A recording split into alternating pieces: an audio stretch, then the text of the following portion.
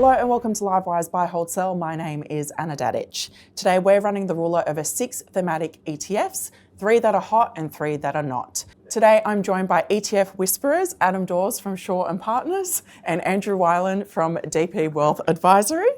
But before we get into the ETFs, Livewire Live is back. It's on September 22nd at the Art Gallery of New South Wales. If you'd like to buy tickets, hit the link in the description box below.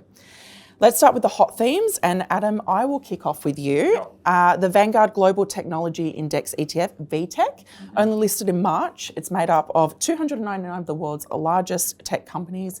Buy, hold or sell? Look, I think you can't go a day without talking about AI and Donald Trump, right? So tech is definitely in the centerpiece for any client's portfolios. And how do they get that? Is that via the NASDAQ? Is that via IVV? Or do we go for some more thematic style ETFs that are really in that space? The issue with thematics is that, as we've rightly pointed out, some are hot and then some are not, right? And so you've just got to make sure that you're comfortable in that theme for you to be investing. For me, I'm comfortable with this one. It looks really good. It's done really, really well out of the gate. It's done very, very well. So it's a buy from me. I just think that you've got to, you can't, it's not a set and forget passive style. It's active. You need to be understanding of the thematic, and you need to be nimble. If it does turn or does change, you can need to get out pretty quickly. So, but it's a buy from me. Okay, Andrew, do you agree? I agree certainly on two fronts. I agree with the thematic piece. Like nothing. So these are satellites we're talking about. In previous episodes, we've spoken about core holdings. These are not cores. These are satellites. So you've got to be fleet of foot when it's moving, but when it's not, you've got to move on. In the context of VTEK, cool name and cool product, you just got to bear in mind it's like 14% Nvidia, 12% Apple. So if it doesn't work, if those names aren't working, it's hard to see those names not working, but that's probably the only thing. But yeah, it's a buy. There is a hedge version, VTKH. Okay, excellent. All right, so moving on to the second one, Global X Semiconductor ETF Semi holds the world's most influential chip makers. It's returned 115% over the past year. Andrew, staying with you, buy, hold or sell? Look, I'm actually a bit torn on this one because, again, semis are a thing. Without being Captain Obvious, semis are a thing, but it is so volatile. And if you look at some of the names in there, like SK Hynix is in there. And as an example, in South Korea, a special hello to all of our South Korean viewers, then they have like triple leveraged ETFs.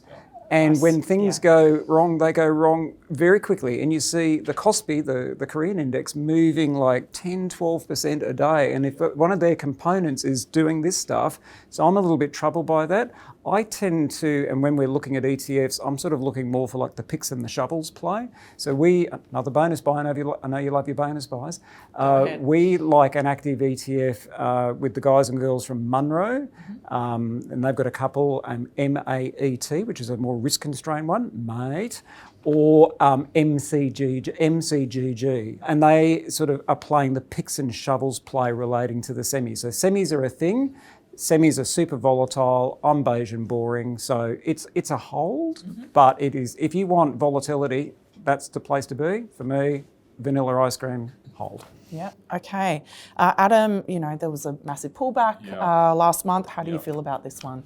It's a hold at best, but closer to a sell from me. I think it's too volatile. It's had a great run. There's no doubt about it. And if you were able to catch the wave when it was started, then absolutely. But I'd be taking some money off the table here. I just think that it's too volatile. It's got a great components. There's a lot of great components, and even with SK Hynix and Samsung, it was only 2 stocks that make up 60% of that Kospi index that Andrew was talking about. It's very wild, and it's high edge, white knuckle stuff. For me, it's definitely a hold to a sell. Okay. All right, third one on the list, Global X S&P Biotech ETF ticker Cure, up 70% in a year, riding a biotech wave. Adam, how do you feel about this one? Great name. Great name. And ETF providers love putting out great names to do that. There's Moon, there's so many of them.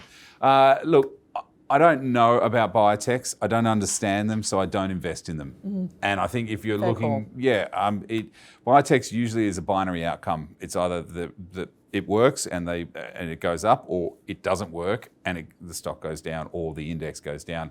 just be a little bit careful. The healthcare sector here in Australia has been certainly beaten up, but looking at that ETF, it's actually done really, really well on the US side of things. But if I don't understand a product and I don't understand what's invested in it, I'm not going to go near it. So for me, it's a hold. You should know what you're investing in. But I don't, and I don't touch it. So that's a hold from me. Absolutely. Okay, Andrew, what about you? I think it's a fair call of Adam's. Like, you've got to have confidence what's inside the tin as opposed to what's on the tin. So I take that on board. I think there's a couple of macro things driving this at the moment. The fact that AI is really speeding up research and development, whereas it might have been 4 to 6 years, it's now 1 to 3 years. Yeah. A lot of these cashed up pharmaceutical companies, they've got products that are coming off patent soon, and they are going to run out of money, as in sales. So they need to find sort of these up and coming mid companies to sort of replace the patents that are running off. There's that piece. And to Adam's point before, just biotechs in particular, like it is a growth area. So I think it's a buy, but it's a very strong caveat coming back to what we said about thematics. If you look at it the last 12 months, would you say 70%? But if you look at it over 3 years, it's been awful. Yeah. So when it has its moment in the sun is when you're riding the wave, and when, you know, the dump is coming, you're out. So at the moment, those thematics I spoke about, they're good, but if things were to turn, we know that the US Health Secretary has a different view relating to vaccines and so forth. Anything that's turning that thematic, then you'd be out. At the moment, though, it's a buy. Okay. All right, moving on to our cold themes, starting with perhaps the coldest one of all, EBTC. It's a Global X 21 shares Bitcoin ETF. It was Australia's first spot Bitcoin ETF. It's down nearly 50% over the past year. Andrew, staying with you, buy, hold or sell? So I'm not a crypto bro. I'm not a crypto bro. Yep. So I'm probably the wrong person to be asking, but I look at why people were buying crypto in general, and they're buying it as a hedge, as an alternative investment, and certainly as a hedge it's been awful. As you said, it's been down 50% over the last 12 months. It seems range bound at about $65,000, $66,000 US a coin. So until we actually get some clarity around whether it's going to break out of that range, me personally, I wouldn't be touching it. So it's a sell, but potentially there could be a reason to have it when crypto's on the move. I don't think the crypto moons rather are aligning, so it's a sell. Okay. Adam? Yeah, I sort of use it because clients say to me, can I get access to crypto? How do I get access? And either I send them off to find a crypto broker, right? And then, you know, maybe they lose all their money, or we put 2.5% weighting of something like this inside the portfolio to just sort of balance things out. And it feels like they're getting some kind of access to the crypto market. But that's it. Like I wouldn't go any further than 2.5%, and the performance has been absolutely horrible. So for me, it's a hold at best, but it does serve a part of a portfolio if a client wants that side of it.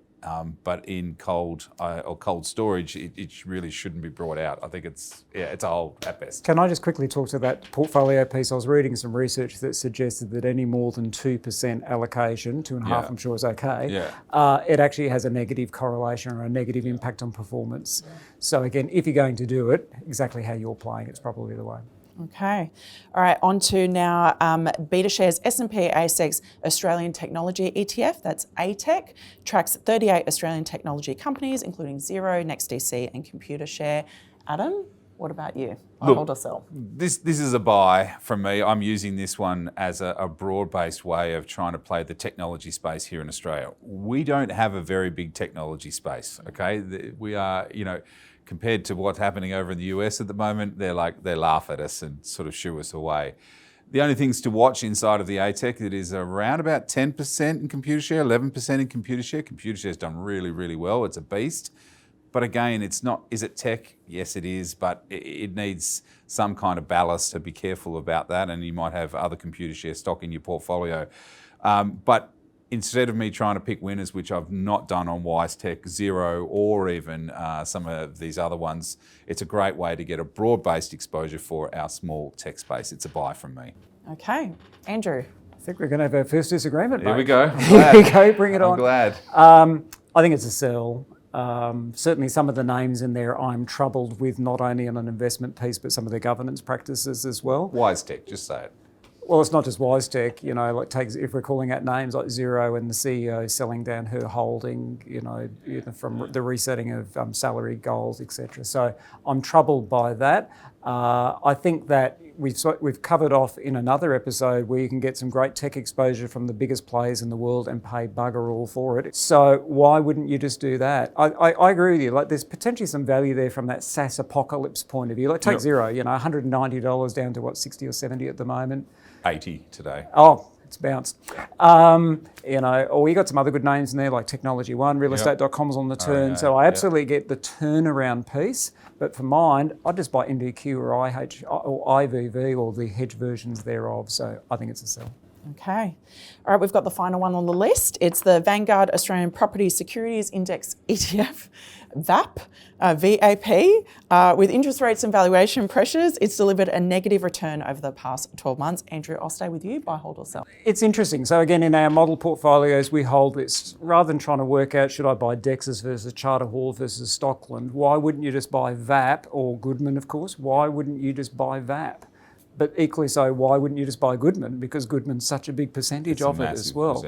Yeah. So, from wearing my passive hat, it's a buy. But if I was an active, and again, this has got a bit more of an active bent, it is a bit snoozy. So I think for the active investors, it's probably a hold. But for the long-term passive guys and girls, diversified portfolio, it's a buy. Okay.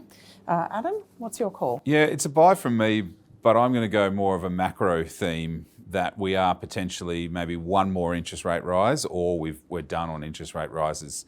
The REIT sector as a whole, after the last interest rate rise, and basically the RBA has turned around and said, we're done raising, we're looking to go down.